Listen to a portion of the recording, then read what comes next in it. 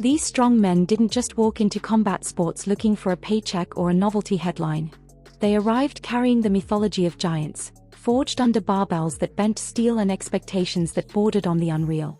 When men who had already conquered gravity itself decided to step into rings built for fighters, the world watched with disbelief, curiosity, and a quiet fear.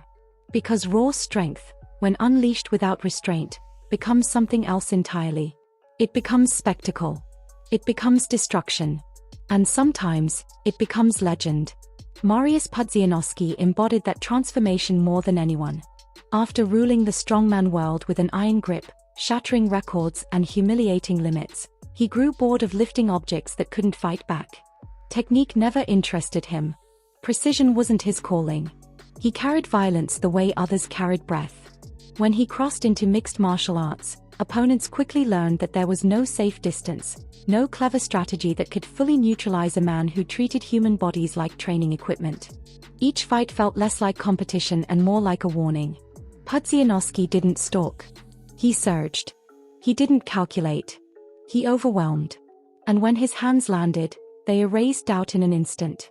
One by one, challengers stepped forward believing size, lineage, or courage might matter, only to be flattened under a storm of brute force that ignored reputation and reduced resistance to rubble. That same story echoed again when giants from other disciplines followed him into combat sports. Thor Bjornsson, the mountain himself, carried the weight of myth long before he ever laced up gloves. His rivalry with Eddie Hall was already carved into strongman folklore, a feud fueled by pride, records, and unfinished business. When they chose the boxing ring as their battlefield, it felt less like sport and more like a clash of titans pulled straight from ancient poetry.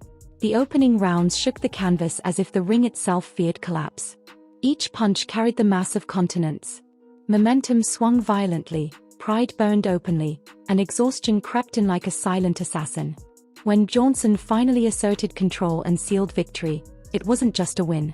It was a coronation. A declaration that power, when refined just enough, could survive even outside its natural habitat. But the ring has no respect for mythology. Professional boxers saw opportunity where fans saw spectacle. They believed timing, footwork, and experience could embarrass size. Some tried to toy with the giant. Some mocked. Some circled with confidence. And some learned the hard way that disrespect awakens something dangerous in men who have spent their lives being told they are freaks of nature. Bjornsson absorbed shots that would have folded heavyweights and answered with pressure that never relented. Even when judges failed to reward dominance, the message was clear. These were not novelty acts. These were evolving threats. Then there was Bob Sapp, the storm incarnate. At his peak, he wasn't just strong. He was terrifying. A former football player with the soul of a berserker, Sapp entered rings like a natural disaster. His early run through kickboxing felt unreal, as if the sport had accidentally unleashed something it wasn't designed to contain. Opponents who had survived wars froze when he advanced. Legends fell. Audiences gasped. And for a brief window in time, Bob Sapp felt unstoppable. His punches came wild and heavy, fueled by chaos rather than calculation, and when they landed, they ended arguments instantly. Though his later career became clouded by controversy and decline, his prime remains a reminder of what happens when athleticism, size, and fury align perfectly. And yet, even these giants were eventually overshadowed by something colder, something more methodical. Ivan Sturkov, the Russian Hulk, didn't rely on spectacle or theatrics. He was efficiency wrapped in muscle. Where others overwhelmed, he dismantled. His fights unfolded like executions, slow at first, then suddenly irreversible. Opponents entered believing in credentials, medals, and past glories. They left broken, exhausted, and stripped of illusion.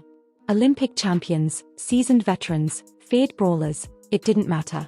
Sturkov imposed his will with suffocating pressure, combining strength with discipline, power with patience. Each victory hardened his reputation. Each opponent added another layer to the myth. By the time he faced elite names, the question was no longer whether he would win, but how long resistance would last. Across all these stories, one truth emerged repeatedly. Strength alone isn't enough. But when strength is paired with intent, conditioning, and even a basic understanding of combat, it becomes something terrifying. These men didn't enter the ring to play boxer or pretend fighter. They came to prove that the laws of combat bend when mass, force, and belief collide at the highest level. They exposed the fragile boundary between sport and survival, reminding everyone that at its core, fighting is about imposing will. By the end, what you've witnessed isn't just a highlight reel of knockouts or a parade of fallen opponents. It's a chronicle of what happens when the strongest men on earth decide they're no longer satisfied lifting silence and choose instead to lift fear itself. The ring becomes smaller. The air grows heavier. And every punch carries the echo of a question no opponent wants to answer. If you enjoyed watching these titans rewrite the rules of combat, let us know which strongman-turned-fighter shocked you the most and who you think could survive against today's elite heavyweights. Drop your thoughts in the comments, hit like if these battles left an impression, and subscribe for more stories where raw power meets the unforgiving reality of the ring.